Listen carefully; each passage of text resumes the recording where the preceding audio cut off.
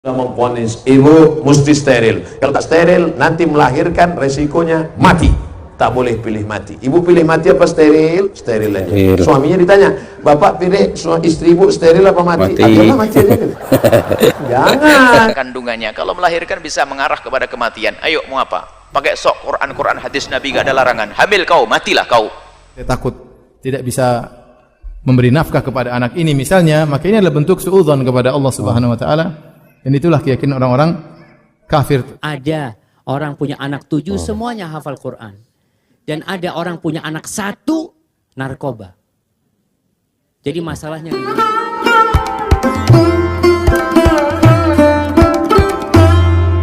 Assalamualaikum warahmatullahi wabarakatuh. Berjumpa lagi dengan Mas Saman Channel. Bagaimana kabarnya teman-teman, saudara-saudara? Mudah-mudahan kita semua selalu dikasih kesehatan dan tetap dalam perlindungan Allah Subhanahu wa taala. Baiklah, berjumpa lagi dengan channel yang mengumpulkan penjelasan-penjelasan dari ustadz-ustadz mengenai kajian-kajian ataupun hukum-hukum Islam. Dan pada kesempatan kali ini admin bahas di sini mengenai KB. Bagaimana pandangan Islam terhadap KB ya? KB itu seperti keluarga berencana. Bagaimana pandangan Islam atau dalam hukum Islam dibolehkan atau tidak? Dan ataukah ada yang dibolehkan atau ada yang tidak? Untuk lebih jelasnya, mari sama-sama kita dengarkan penjelasan dari ustadz-ustadz yang telah admin kumpulkan. Baiklah, kita langsung dengarkan. Yang pertama yaitu penjelasan dari Ustadz Abdul Somad. Bagaimana penjelasan beliau tentang KB, yaitu keluarga berencana. Mari sama-sama kita dengarkan. Bagaimana hukum KB? KB, contohnya KB terbagi dua. Yang pertama namanya tanzimun nasal. Yang kedua namanya tahdidun nasal. Nasal artinya keturunan. Yang pertama tanzim boleh. KB mengatur kelahiran 2 tahun sekali. 2 tahun sekali? Oi. 2 tahun sekali? Oi. Boleh. 3 tahun sekali? Boleh. 4 tahun sekali? Boleh. Ini namanya tanzimun nasal. Dalilnya mana? Nabi membolehkan azal. Sahabat yang melakukan azal dibolehkan Nabi. Maka KB yang 3 tahun sekali, 4 tahun sekali boleh. Maksudnya 3 tahun sekali anak lahir, bukan 3 tahun sekali ibu bini. 3 tahun sekali. Yang tidak boleh itu tahdid. Tahdid putus. Kalau sudah ikut program ini tak bisa lagi punya anak. Laki-laki namanya vasektomi. Perempuan namanya steril. Laki vasektomi. Ibu kalau sudah steril, ibu steril, tak bisa hamil lagi. Ibu sudah steril.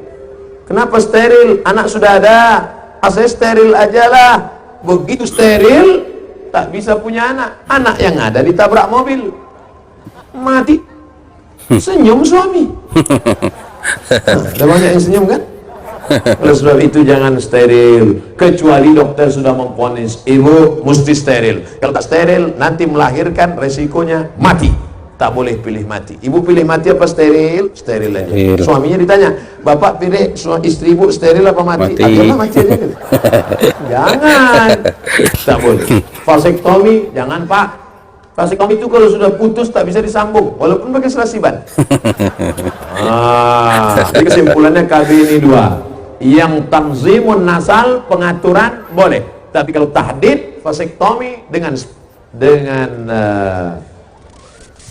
steril tak boleh. Oke, itu tadi ya penjelasan dari Ustadz Abdul Somad bahwasanya KB itu ada 2 ya, ada yang dibolehkan, ada yang tidak dibolehkan ya. Yang dibolehkan yaitu disebut dengan tanzimun nasl ya, yang mengatur jarak kelahiran ya. Misalkan dikasih jarak 2 tahun sekali atau 3 tahun sekali atau 4 tahun sekali, itu maka dibolehkan kalau KB yang demikian. Adapun KB yang dilarang yaitu adalah tahdidun nasl, artinya membatasi kelahiran. Ini yang dilarang. Membatasi kelahiran maksudnya bagaimana? Ketika sudah punya anak 2, udahlah nggak mau punya anak lagi, di sterilkan atau dihilangkan peranakannya ya, sehingga tidak bisa mempunyai anak lagi, atau sudah punya anak 4 sudah ya, disterilkan, itu namanya membatasi tahdidun nasal. Tapi kalau menjarangkan itu boleh ya, penjelasan dari Ustadz Abdul Somad. Baik, untuk selanjutnya kita dengarkan juga penjelasan dari Buya Yahya mengenai KB, bagaimana penjelasan beliau atau pandangan beliau mengenai KB, yaitu keluarga berencana. Mari sama-sama kita dengarkan. KB itu keluarga berencana. Kalimatnya indah. Keluarga berencana, betul. Kalau dalam bahasa Arab itu ada 2 lafadz yang dipakai. Yang satu namanya tahdidun nasli, yang kedua adalah tanzimun nasli. Kalau tahdidun nasli membatasi anak, itu nggak boleh, haram mutlak. Tapi kalau tanzimun nasli, ngatur kelahiran biar tidak sundul-sundulan, baru 6 bulan hamil lagi. Nah, biar aturnya tanzimun nasri, mengatur kelahiran agar sempurna di dalam menyusui anak yang pertama dan kedua, tanzimun nasli. Nah, ini perlu dijelaskan. Kalau tahdidun nasli, membatasi anak, itu ngatur Allah, kurang ajar ini. Makanya ya, nanti masuk wilayah cara ber-KB. Yang pertama selain definisi itu. Jadi kalau tanzimun nasri bukan tahdid, tanzim mengatur. Mengatur sah-sah saja. Mengatur sah-sah saja. Cuma nanti cara, kalau tahdid nggak ada. Kita nggak ngomong masalah tahdid, membatasi, nggak ada. Sekarang bicara tanzim, mengatur. Baik. Yang kedua adalah, apakah pernah diperkenankan orang menghindari kehamilan? Kalau masalah tujuan jelas, kalau tujuannya membatasi, nggak boleh. Hanya satu poin yang harus dipahami. Ya. Yang takut melahirkan karena takut nggak bisa ngasih makan, itu yang haram mutlak. Alhamdulillah kucing di belakang itu nggak pernah berpikir siapa yang ngasih makan anakku. Masa Anda kalah dengan kucing? Banyak tuh. Saya bayangin kalau kambing kan bisa korban banyak-banyak di sini. Cuman kucing sayangnya. Sama wirok. Mohon maaf. Jadi yang nggak boleh adalah Anda menghindar dari kehamilan karena takut rezeki. Itu yang tidak boleh, satu-satunya. Yang tidak boleh adalah Anda takut rezeki. Awas. Kenyataannya yang banyak karena itu. Kalau Anda ingin mengatur biar rapi kelahirannya, biar agak gede sedikit anak saya dan sebagainya, atau Anda masih punya kesibukan sesuatu tugas besar, atau kesiapan mental seorang ibu dan sebagainya, nah ini adalah babnya beda. Tapi yang satu tadi apa? Karena takut nggak bisa ngasih makan. Wah, ini kurang ajar. Memang yang ngasih makan siapa selama ini? Ada orang fakir anaknya 12 tuh makan semuanya. Seger-seger lagi. Iya. Sebelahnya kaya raya, kurus. Nggak ada urusannya itu. Makan susah kadang-kadang. Betul. Bukan karena makanan tidak ada. Allah bikin susah makan, ya kan begitu? Tak taunya yang sebelahnya fakir, masya Allah. Yang bikin enak itu akan lauk yang paling enak kan di dalam perut sendiri. Namanya apa? Lapar, nafsu makan, lapar sudah. Ada anak susah makan, disuapi susah, dimut lama. Ada sebelahnya, masya Allah. Ibunya ke dapur, balik lagi sudah habis nasinya. Alhamdulillah, enak makan dia. Baik, kalau masalah apa tadi ini? Tanzimna, caranya itu bagaimana? Apakah ada contoh dari sahabat Nabi? Contoh menghindari kehamilan ada pada sahabat Nabi SAW. Jangan mengatakan tidak ada. Sampai dari Sayyidina Jabir bin Abdullah mengatakan, kunna na'zil wal wahyu yanzil. Sahabat Nabi dulu kalau menghindari dari kehamilan itu adalah, mohon maaf ini majelis mulia, namanya azl. Azl itu adalah mengeluarkan mani di luar rahim. Jadi seorang laki-laki tidak mengeluarkan mani di dalam rahim. Kalau dalam rahim kan terjadi pembuahan. Jadi mengeluarkan mani di luar rahim karena ingin mengatur kehamilan tersebut. Nah, ini adalah sebuah contoh dari sahabat Nabi. Wal wahyu yanzil itu, dan masih ada wahyu turun. Ini maksudnya apa? Sahabat Nabi melakukan yang demikian biarpun tersembunyi, ketahuilah diketahui oleh Allah. Kalau memang itu dilarang, tentu akan ada larangan dari Allah. Jangan kau lakukan azl. ini adalah riwayat semacam ini adalah dasar para ulama yang ingin menjelaskan tentang hukum bagaimana mengatur kelahiran. Baik, artinya kalau Anda ingin mengatur kelahiran boleh-boleh saja. Nah, ada lagi, mohon maaf, bahkan menghindar dari kehamilan itu sesuatu yang harus kadang. Contohnya ada seorang ibu yang ternyata sudah divonis sama dokter berbahaya tentang kandungannya. Kalau melahirkan bisa mengarah kepada kematian. Ayo, mau apa? Pakai sok Quran hadis Nabi, gak ada larangan. Hamil kau, matilah kau. Dan gitu. Nggak ada aturan yang indah. Sehingga yang namanya mengatur kandungan itu kadang-kadang menjadi wajib hukumnya. Bukan saja sekedar boleh atau tidak boleh. Menjadi wajib. Kapan? Di saat seorang ibu mungkin sudah divonis sama dokter tidak bisa melahirkan karena masalah punya riwayat jantung yang membahayakannya atau apa, atau ada virus yang saat ini diketahui bahasanya kalau ibu ini melahirkan pasti sang anak punya penyakit sama dengan ibunya, seperti virus-virus HIV atau apa dan sebagainya. Nah, ini kan kasihan anaknya akan hidup dengan seperti itu.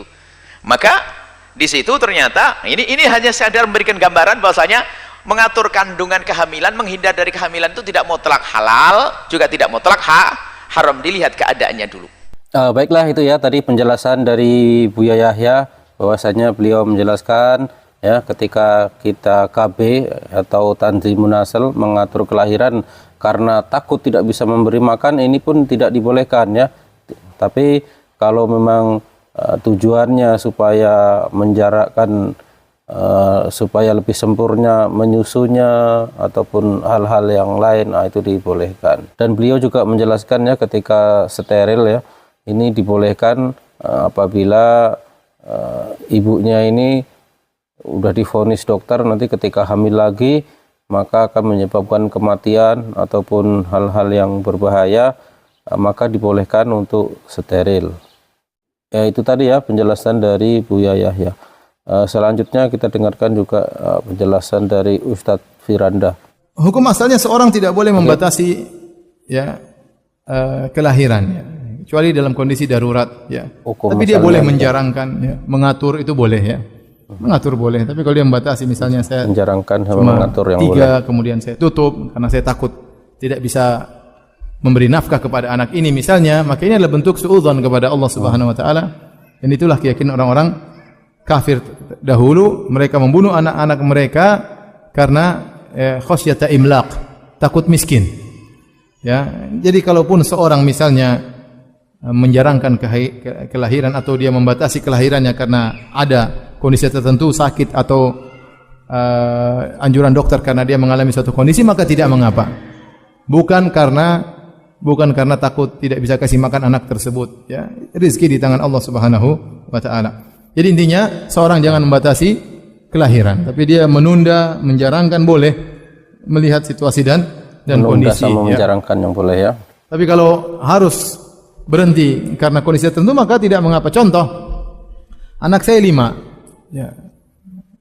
Pas anak yang kelima ditutup sama dokter. Karena anak saya dari nomor 1 sampai nomor 5 semuanya operasi. Semuanya operasi. 1, 2, 3, 4, 5. Begitu operasi yang kelima di Indonesia ditutup sama dokter, ya sudah. Ya. Saya nggak bisa mungkin jangan dok, susah ya. Ya. Dokter bilang ini harus ditutup karena kondisi rahim begini-begini, ya itu ilmunya dokter, maka akhirnya ditutup oleh dokter. Padahal waktu anak ketiga dan keempat di Saudi, dokternya tidak suruh tutup ya. Anak saya ketiga dan 4 lahir di Arab Saudi, tidak ditutup. Begitu yang kelima lahir di Indonesia, ditutup sama dokter. Itu tadi ya penjelasan dari Ustadz Firanda, bahwasanya hukum asalnya itu memang tidak boleh, tapi karena mungkin sesuatu hal ya yang mungkin membahayakan ibunya, maka steril itu dibolehkan. Dan yang dibolehkan itu ya seperti yang disampaikan Ustadz sebelumnya, yaitu menjarangkan atau menunda daripada kelahiran yang dibolehkan. Yang steril itu tidak dibolehkan kecuali ya karena hal-hal tertentu seperti yang disampaikan tadi, karena mungkin ibunya sakit sudah divonis dokter ya, seperti yang terjadi pada istrinya Ustadz Firanda tadi ya. Mungkin karena sudah 5 kali lahir operasi semuanya, maka mungkin itu dibatasi, kemampuan operasi mungkin hanya 5 kali saja, makanya setelah lahiran yang kelima ditutup. Baik, itu ya tadi penjelasan dari Ustadz Firanda. Selanjutnya yang terakhir kita dengarkan juga penjelasan dari Ustadz Syafiq Riza Basalamah. Apa hukum memakai alat Oke, kontrasepsi mari kita dengarkan. bagi seorang wanita misalnya pakai spiral? Jazakallah khair. Kenapa pakai alat kontrasepsi? Kenapa? Kalau tujuannya untuk mengatur Kalau untuk kelahiran, mengatur tidak apa-apa ya. untuk mengatur kelahiran. Tapi kalau tujuannya untuk membatasi kelahiran, nggak boleh. Membatasi tidak boleh. Jadi perbedaan niat yang menentukan, sama-sama pakai. Kalau tujuannya enggak Ustaz, masih kecil anaknya Ustaz, anak nunggu besar dikit kemudian baru. Tafadhal. Enggak ada masalah. Kenapa seperti itu? Rasulullah SAW itu menyuruh para lelaki untuk menikahin wanita-wanita yang subur. Beliau mengatakan tazawwajul waludal wadud. Pernah waktu itu ada seorang wanita cantik. Dan wanita ini wanita terhormat, cuma nggak punya anak. Artinya orang sudah menikah dengan dia, dia menjanda, nggak ada yang punya anak. Akhirnya seorang sahabat konsultasi sama Nabi SAW. Ya Rasulullah, aku nih dapat perempuan yang cantik, terhormat, tapi sayangnya nggak punya anak. Boleh aku nikahin dia? Kata Nabi, jangan. Lah, cari wanita lain. Sampai 3 kali. Ketika maksa sahabat ini, maka Nabi SAW mengatakan, tazawwajul waludal wadud. Nikahilah wanita yang penyayang dan subur. Ingat? Yang apa? Penyayang dan subur. Kenapa? Fa inni mukatsirun bikumul umam yaumal qiyamah. Aku nanti pada hari kiamat itu berbangga-banggaan dengan banyaknya umatku. Makanya berusaha memang untuk banyak anaknya. Jangan takut. Aduh Ustaz, berat Ustaz. Ya, mungkin seorang wanita merasa berat, dia hamil, melahirkan susah. Tiap detik dia hamil anaknya itu dengan tujuan memperbanyak umatnya Nabi Muhammad SAW. Itu ada hitungan. Insya Allah. Maka kalau pakai alat kontrasepsi, dilihat apa tujuannya. Menikah dengan wanita yang subur dan penyayang, bukan yang subur saja. Karena ada wanita-wanita yang Masya Allah, suaminya lewat langsung hamil. Itu baru lewat suaminya, Masya Allah alaih. Kalau dia itu nggak penyayang, kesian anaknya jemaah. Kadang-kala Masya Allah anaknya 7. Suaminya pulang kerja ditanya, mana anak-anak kok nggak ada? Apa kata istrinya? Allahu a'lam ya. Mana anak-anak kata dia? Subhanallah. Cari wanita yang penyayang. Artinya penyayang, dia akan care sama anak-anak. Iya, betul. Dan subur. Dan jangan takut jemaah. Ana masih ingat di Bondowoso Jawa Timur itu ada seorang ustadz punya anak dulu 27. Ternyata berita terakhir 28. Dari satu ibu. Satu ibu 28 anaknya. Dulu susah, hidup itu dulu susah jemaah. Artinya melahirkan susah, ini susah. Sekarang udah lebih mudah, paling tidak berapa? Separuhnya lah ibu. Nah, 14. Insya Allah. Apa yang ditakutkan? Pendidikan anak? Subhanallah jemaah. Ada orang punya anak 7, semuanya hafal Quran. Dan ada orang punya anak 1, narkoba. Jadi masalahnya di mana? Masalahnya di kitanya. Sesuatu yang susah itu akan jadi mudah kalau Allah memudahkannya. Dan jangan berpikir ketika dikasih amanat lalu ingin digugurkan. Jangan. Mungkin tuh anak di perut itu yang akan memasukkan ibunya ke dalam surga. Kenapa lalu kau buang? Na'udzubillah min dzalik. Jangan sampai. Jadi kalau memang apa istilah Jawanya itu kesundulan. Sundulan. Tahu-tahu anak yang baru lahir umur 4 bulan, ibunya hamil lagi. Apa yang harus dikatakan? Innalillah walhamdulillah. Alhamdulillah. Alhamdulillah. Kenapa? Ada bapaknya anak ini. Alhamdulillah. Ada yang tanggung jawab. Nah, itu tadi ya penjelasan dari Ustadz Syafiq Riza Basalamah ya, tidak jauh berbeda dengan penjelasan dari Ustadz sebelumnya, yaitu ya kalau membatasi itu dilarang ya, tapi kalau hanya untuk menjarangkan atau untuk menunda maka diperbolehkan. Demikian tadi ya penjelasan dari Ustadz yang telah admin kumpulkan dalam video ini. Mudah-mudahan bermanfaat bagi kita semua. Bahwasanya inti dari penjelasan ustadz-ustadz yang telah admin tampilkan keempat ustadz tersebut, yaitu bahwasanya kalau tanzimul nasl itu dibolehkan, tapi kalau tahtimun nasl itu dilarang. Artinya kalau kita hanya menunda atau mengatur kelahiran itu yang dibolehkan. Tapi kalau memang membatasi kelahiran, itu dilarang ya. Kalau niatnya takut tidak bisa memberi makan, itu pun tidak diperbolehkan. Oke lah, sekali lagi mudah-mudahan video ini bermanfaat buat kita semua. Terima kasih telah menonton. Wassalamualaikum warahmatullahi wabarakatuh. Jangan lupa like dan subscribe. Terima kasih.